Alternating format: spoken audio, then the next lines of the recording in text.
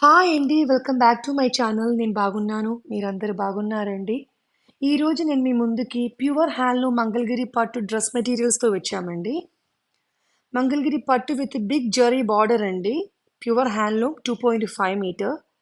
దుపట్టా వచ్చేసరికి మంగళగిరి పట్టు విత్ చికంకారీ వర్క్తో వచ్చిందండి. హ్యాండ్లూమ్ చాలా బాగున్నాయి క్లాత్. మెటీరియల్ చాలా బాగుందన్నమాట. మీరు ట్రై చేయండి.